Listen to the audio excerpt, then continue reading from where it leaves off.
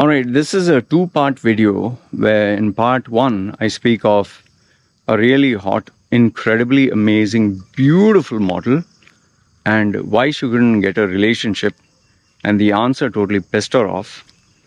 And part two will be is about this young man, extremely successful. Oh goodness, extremely successful is an understatement. So rich that he, at the age of his 30s, he purchased a Rolls Royce by his own hard-earned money. Huh? It's not scamming, nothing. You will come to know both the stories. The links are put down in the description, part one and part two. So description or the pinned comment. So check them out and make sure you see both and let me know your comments for both the true stories that I shared with you. Having said that, watch the video. Let's start.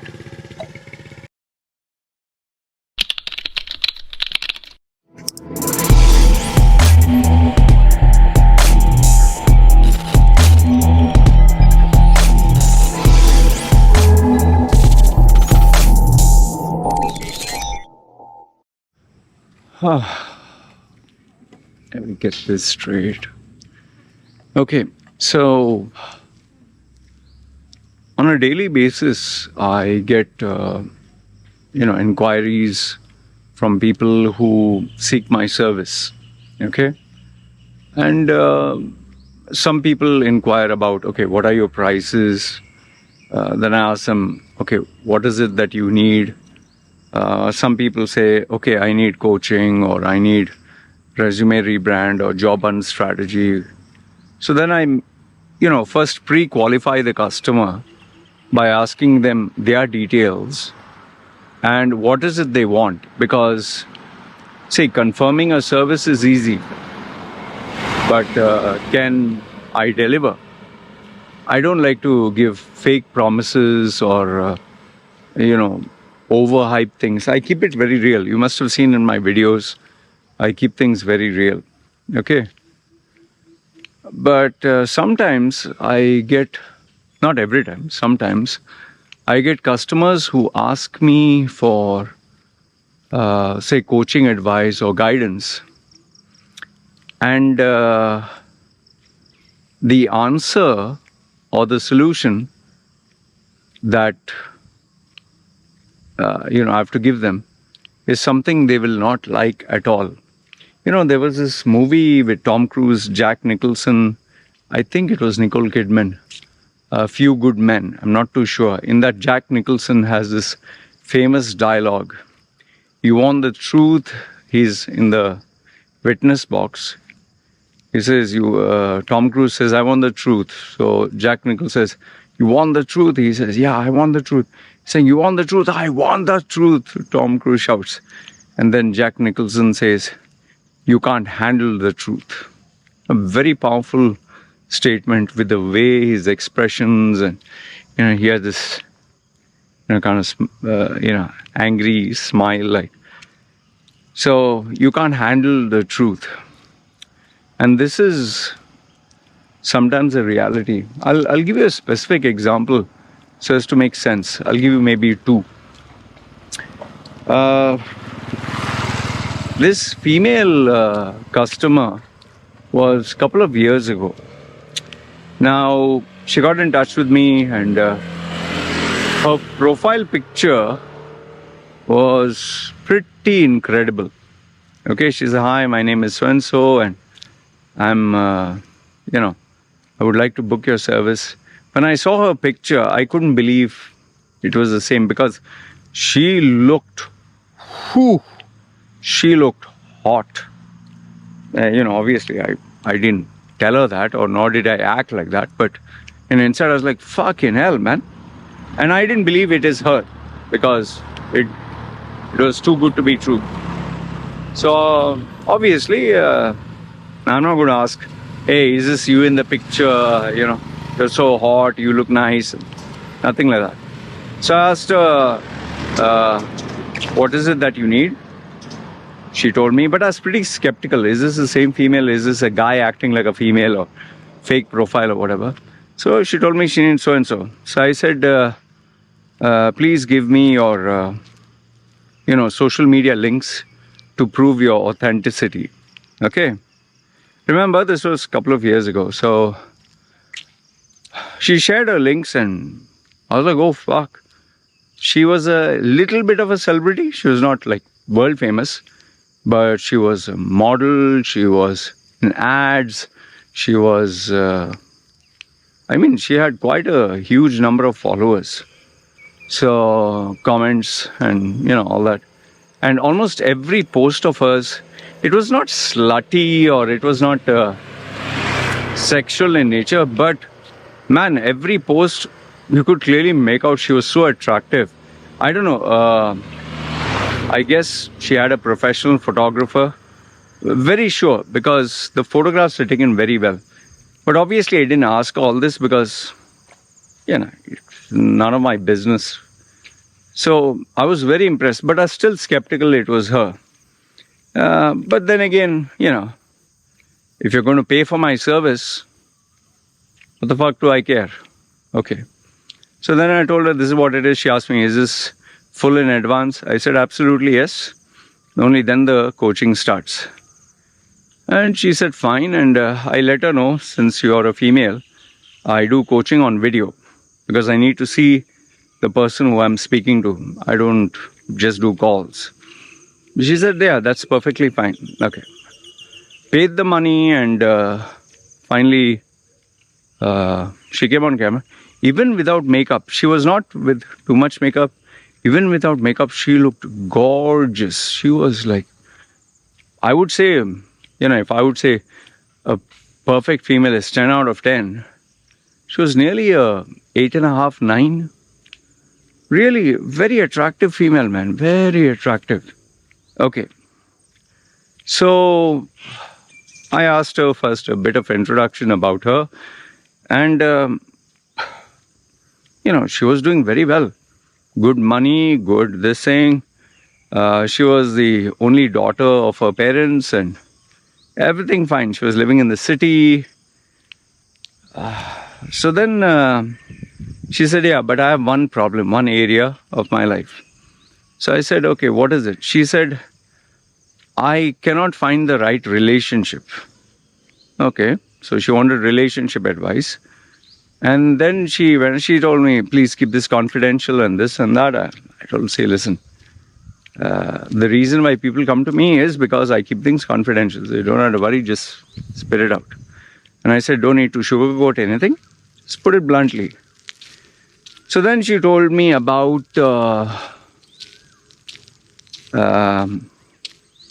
like the guys she was dating were obviously, pretty high class. It was not like a normal guy. So CEOs, sons, businessmen, rich men. But she was not a gold digger. She was not, well, as far as I could see, because her track record was from many years. So she didn't need a sugar daddy. She was well-to-do. Her family background itself was, they were rich. So she went on about, and when I asked her, why do you think you're not able to get the right guy or, the love of your life or whatever? To which she answered, men are very, what? Men are, she used one word, men are very insecure or something like that. Men are afraid of me or, they can't handle my aura. That was what she said. They can't handle my aura. They cannot take a strong woman. They cannot, they feel inferior, they feel insecure. So she went on about men being afraid of her and men not wanting a competitive woman and men want women under her. The typical feminist talk. It was not extremely feminist, but more like, a guy is afraid of me. Okay. And I asked her, can you give me a few examples of the guys who were afraid of you or afraid of your aura or afraid of committing to you? So she gave me the profiles of the guy, and these guys were very well off. They were successful businessmen and, sons of very rich people, you know, like you're talking of directors and CEOs.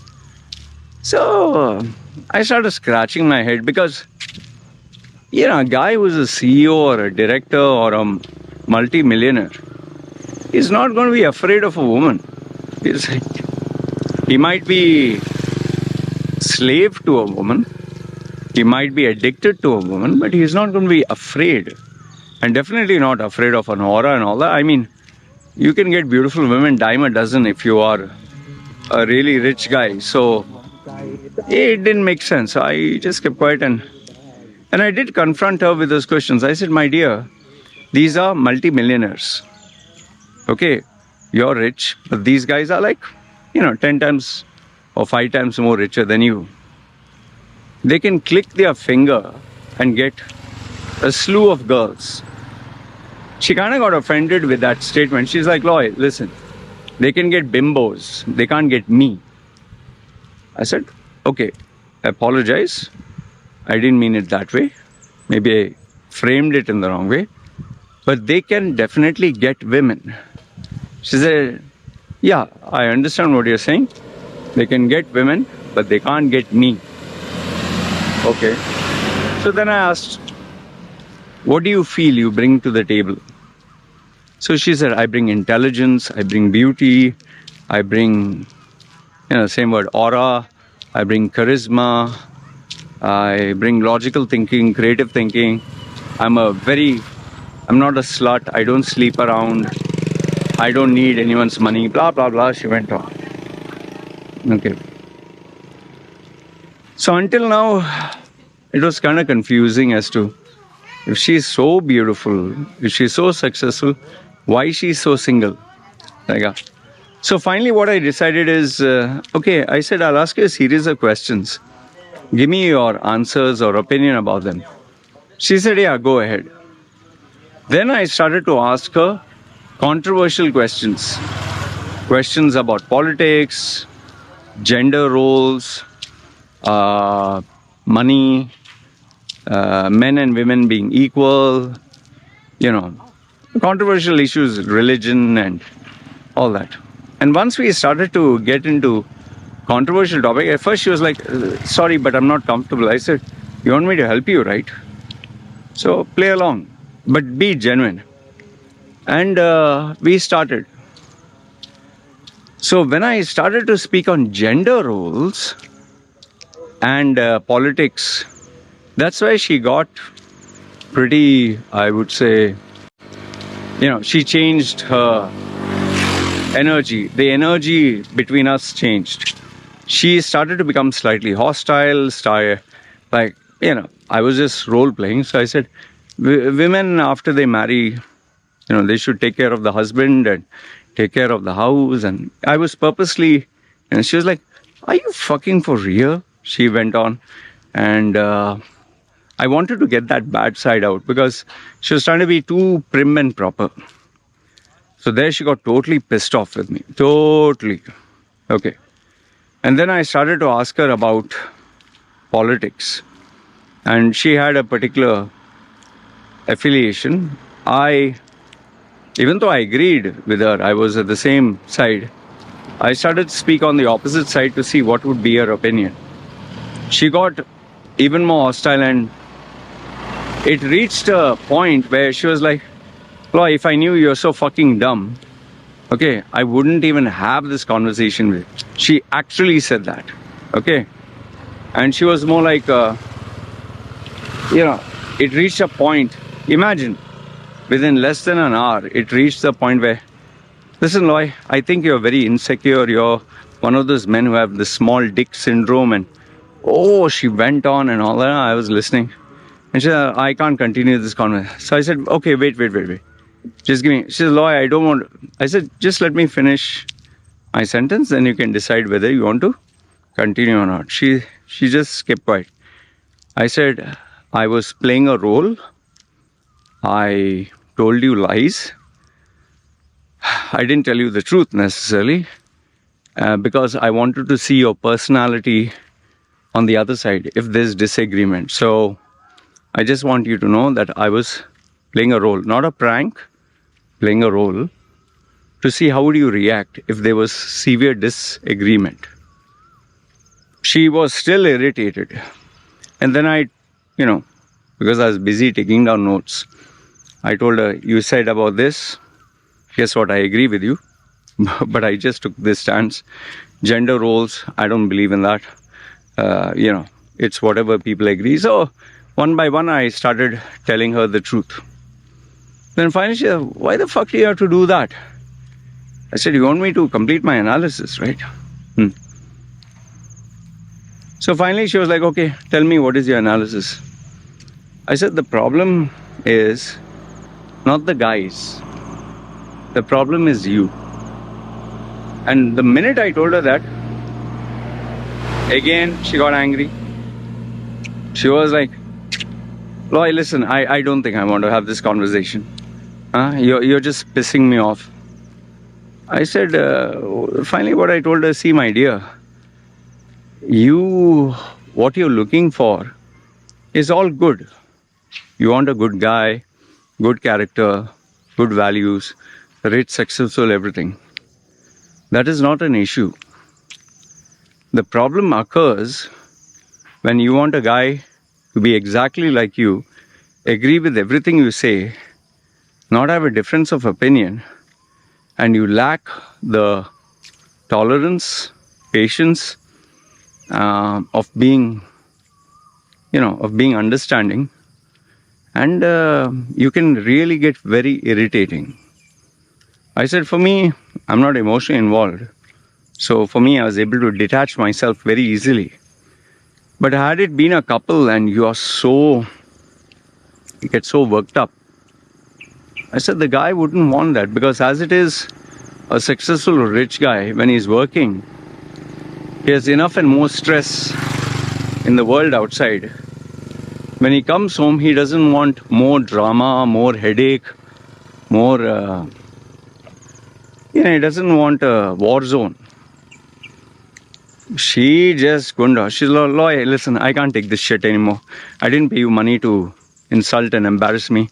All right? You have a good day. Goodbye. Correct. She disconnected.